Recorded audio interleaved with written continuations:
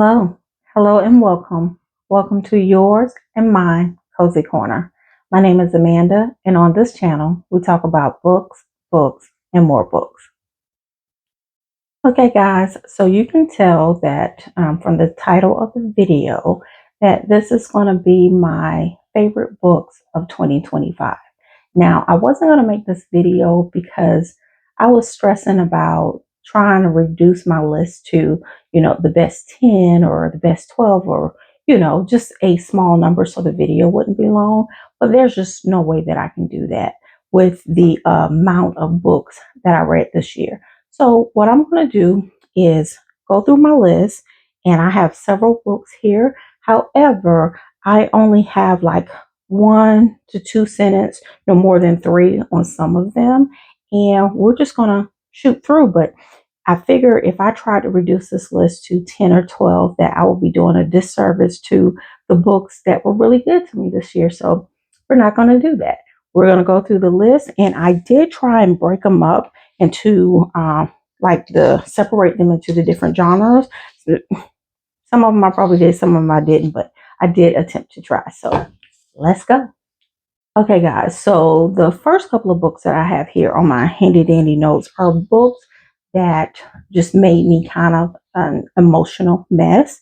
And the first one I have here is Anywhere You Run. And this book is about two Black sisters that are fleeing Jim Crow South, and they're fleeing and they're taking their secrets with them. Really, really good read. The next I have is God Don't Like Ugly. Now, this is a 6 book series. The series is called God Don't Like Ugly. This is Southern drama, hidden secrets, and this book represents why keeping family secrets sometimes is just detrimental and why we should talk about it more. Really, really good book. The next one I have, oh, and I'm sorry, I forgot to mention that none of these are in any particular order whatsoever. It's just me having the list together. But the next one I have is Hold My Girl. This book, two women whose eggs are switched during IVF treatment. One of the fetuses is born stillborn, and a custody battle ensues. You can imagine how emotional this book was. The next I have is The Tennis Partner. This is about a physician and a med student that is recovering from drug addiction and about the bond that is created between the two of them. This is actually a memoir. Really, really good read. And I know I'm going to say really, really good read on all of them because they're my favorites. I mean, they all are really good reads in my opinion. The next one is Beartown. Now, this I believe is 3 books in the series, I believe. The first one was good, but it was the second one, Us Against You, that made me like, okay, I need to actually, have this whole series on my bookshelf here. But to tell you about the first book, it's a small town atmosphere. Hopes of an entire town is placed on the high school hockey team. They have secrets. And of course, when you have that small town atmosphere going on, there's no going against the grain or else. So again, the first book was good. The second book was absolutely wonderful. And I have not read the third one yet, but I am looking forward to reading that. The next book that I have is Z for Zachariah. This is a psychological science fiction centered on the fragile ethics of trust after global collapse. And the one thing I have to say about this book is this is why you have to stay ready. Okay. You have to stay ready. And this book is a prime example of why. It is really, really good. This, I believe, is a YA book. I believe it's an older book. Like, I don't know when it came out. It might have came out in 1970s. I don't know. But when I tell you this is a wonderful read, it's a wonderful read. Now, they did make a movie. The movie is nothing like this book. The movie, I hate to say terrible, but the movie, I did not enjoy the movie. The movie wasn't good at all. This book, absolutely wonderful. Okay, next. If Only I Had Told Her. So this is book number 2. This is a duology. In the If He Had Been With Me series, I didn't like the first book. I didn't like the first book. I didn't connect with the characters. I just didn't like it. But because it was, duology, I figured I can go ahead and read the second book. I am so glad that I did, because still don't like the first book, but that second book, it emotional, emotional, definitely worth the read. The next on the list is The Seven Husbands of Evelyn Hugo. Now, this is about a legendary film actress that reflects on her relentless rise to the top and the risks she took, the loves she lost, and the long held secrets the public could never imagine. Now, I had heard a lot of things about this book, and I really thought, okay, they're hyping up this book a little too much. It wasn't too much hype. This book is absolutely wonderful. Okay, so the next books that I have on here, next set of books I have on here, they are romance. So the first one is The Kiss Countdown. This is a contemporary romance centered on the delicious tension of fake dating. And honey, it's done right. It is done right. 1,000 yeses. And I believe that this is the author's debut release. I'm pretty certain that it is. Really, really good book. The next one is, and I forgot to mention, these books aren't necessarily like 5-star reads for me, but again, they were my favorite for the year. And the next one, okay, Vanessa Jarrett's Got a Man. This is like a rom-com centered on a 40-something-year-old woman reclaiming her groove and finding unexpected second chance love. Now, with this book, and I'm trying not to get on my soapbox on this because I will be discussing this in the December wrap up. But to me, when I think about second chance romance, this is kind of what I'm talking about. Now, this is second chance at love. It doesn't say second chance romance, but to me, same difference. This one is done right. But again, I won't get on my soapbox because that would make this video too long. Okay, the next, If We Ever Met Again. Now, that's the first book in the If Love series. This is a total of 4 books. What I would say about all 4, because I love every last one of these books, of course, it talks about love, friends, and youth. And just watching I won't even say coming of age, because I believe most of them, I want to say I don't know if they were in college. Yeah, I think they were graduating from college. So I wouldn't necessarily say coming of age, but they were still young. But anyway, really, really good book. The next one is Only for the Weak. And this is the first book in the Forever Falling series. Now, the second book is The Art of Loving You, and it comes out April 14th of 2026. This book is about, okay, so we have Maid of Honor is the sister to the bride and ex-girlfriend to the groom. Now, this is a feel-good romance, and it has drama. It was just, oh my God, Miss Natasha Bishop did her thing with this book. A beautiful book. And all I have to say is these dang Romes. I don't know what it is about these characters who are named Rome, but this Rome here, read the book. It's really good. It's really, really good. Okay, next one. Book lovers. So we have a book literary agent that must decide if Happily Ever After is worth changing her whole life for. I'm going to tell you what, this is one of the few books that just had me laughing out loud. I mean, just dying with laughter.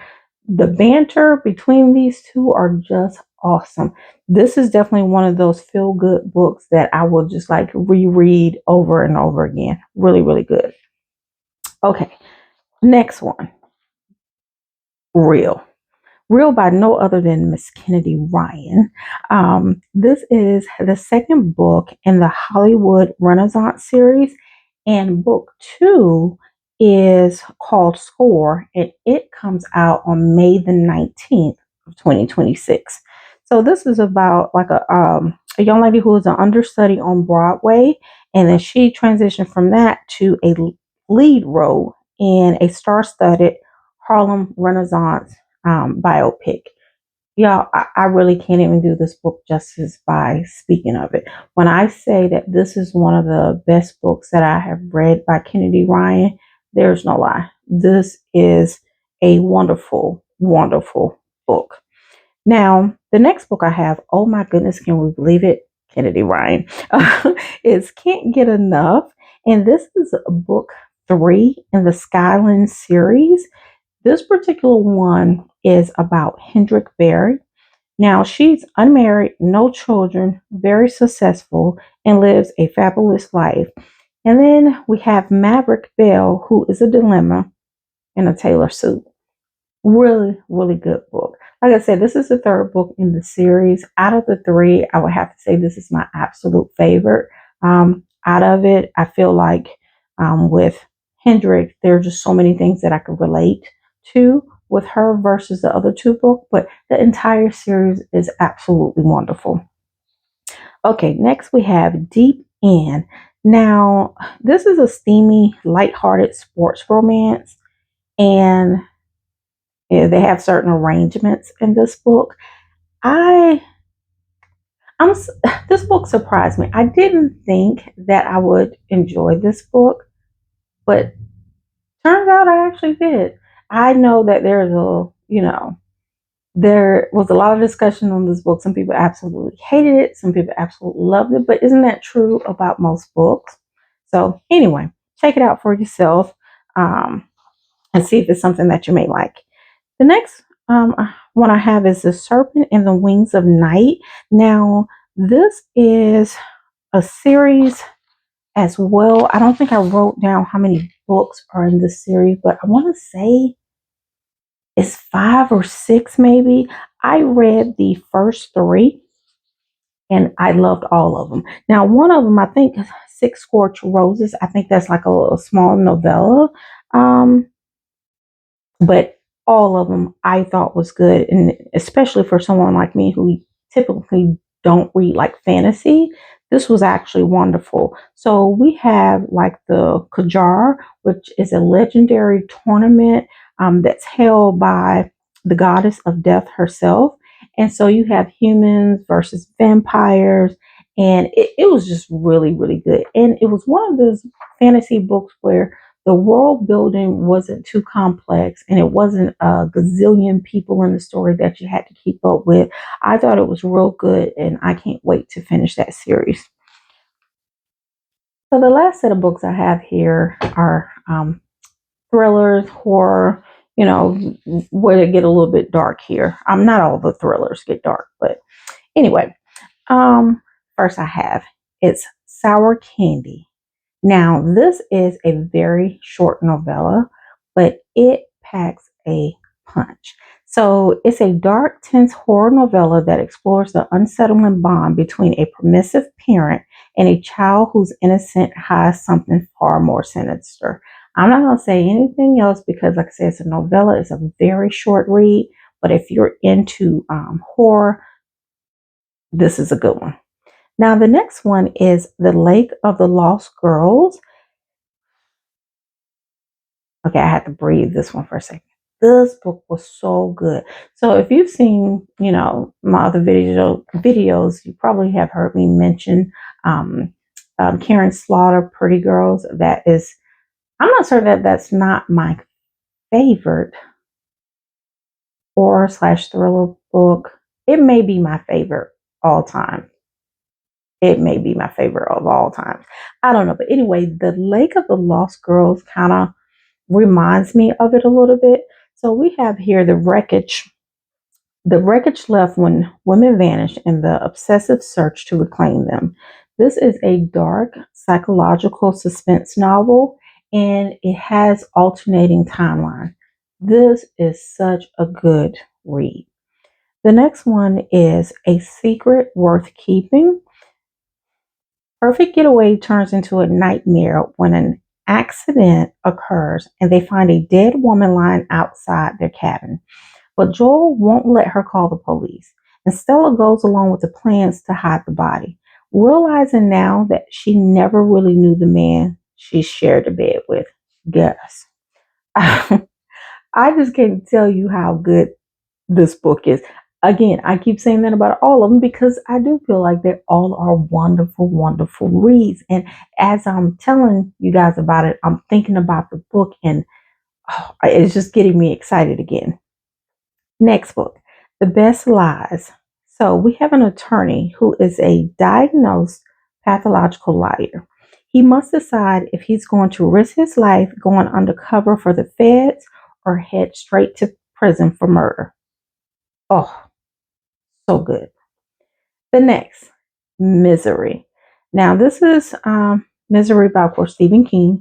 This is a psychological horror where an author's near fatal car accident leaves him at the mercy of his number one fan that has rescued him. And she is nursing him back to health, or is she keeping him a prisoner? I can't remember. This was definitely in one of my recent wrap up. One of my favorite, actually, thus far, my favorite Stephen King book. Next, Never Let You Go by Chevy Stevens. Oh my goodness. Chevy Stevens, I was introduced to her books by reading Those Girls. Oh my goodness. If you That book is so good. I read that a few years ago. When I say that is one of the best books that I ever read. But anyway, based upon this book, is it made me want to go through her catalog. And this was the second book that I read by her. So this is a psychological thriller. It's about a woman. So a woman escaped into the night with her daughter from an abusive relationship. Years later, the ex-husband is released and stated he has changed. But has he really? Guys, and I hope that I'm not making these just too simple. When I say all of these are good, they're twisty, they're things that you didn't see coming, just absolutely wonderful books. Now, the next that I have on here is King of Ashes by S.A. Cosby. So, this is the first S.A. Cosby book that I rated a 5 out of 5 star. It's not my favorite. My favorite is All the Sinners Bleed, and that's because I feel like it's the darkest of all of his books. But this definitely got some darkness happening here. But anyway, this is so we have Big Brother Roman coming back home to help after his father is in a coma from a car accident. Finds his younger brother has gotten himself into a mess with some dangerous criminal, and his sister is exhausted from trying to keep the family and the family business together. This book, again, to me is S.A. Cosby best book, and I believe I have read all of his book with the exception of two of them. One, I believe, is like a children's novel. I think I haven't read that. I think he wrote that with, I want to say Questlove, but I could be mistaken. But he wrote that with someone else. Didn't read that. And then it's one that's on Audible. Never read that one either. But out of the ones that I have read, and I did make a ranking video, which if you guys want to, see that, I have a ranking video for his books. But to me, this is the best. And I hope, Mr. S.A. Cosby, I know you are not probably looking at this video, but if you do come across this video or somebody who knows him, we're going to need like a part 2 to this because I need to know.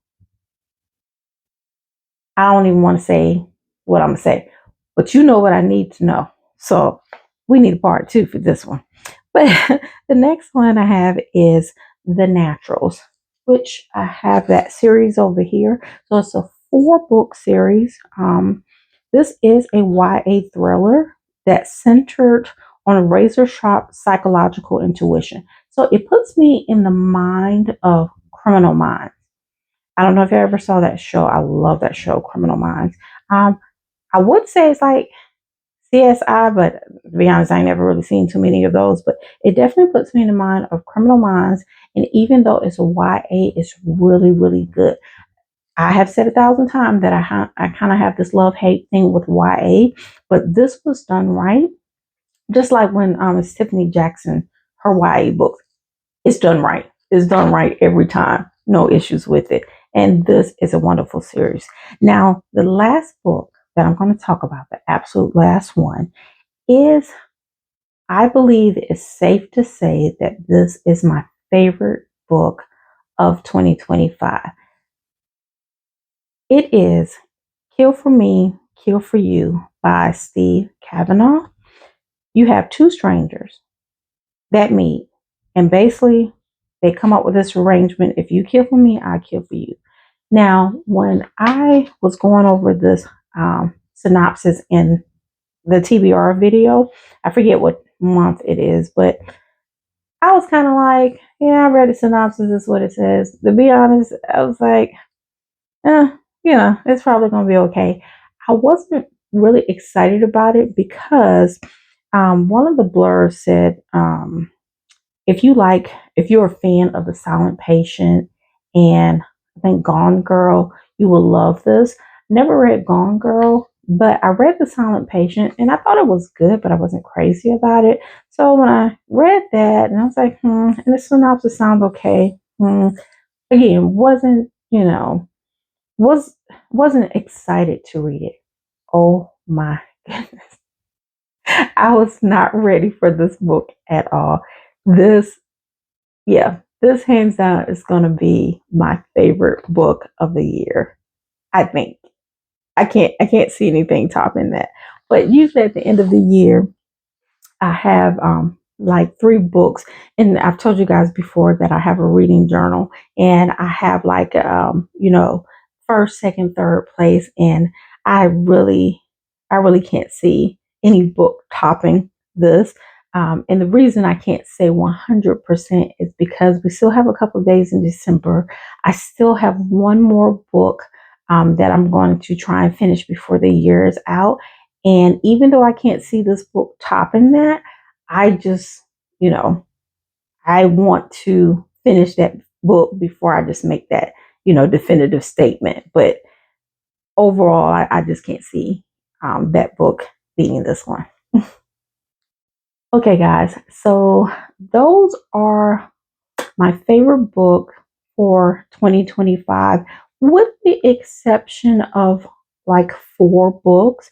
And the reason I say that is because it is December. I have not done my December wrap up video yet. And there are four books on there that I absolutely enjoyed, but I didn't want to put them on this list because I don't want to make this video any longer than it is. So I would just mention whatever those four books are in the December wrap up. But thank you guys so much for sticking around with me. I hope this video isn't too long. You guys know I appreciate you. Glad that you're here with me. If you would, please like, share, and subscribe. And again, I thank you so much for being here. And I hope that you have a wonderful new year. Be safe. Take care of yourself. Take care of your friends. Take care of your loved ones. See you guys next year.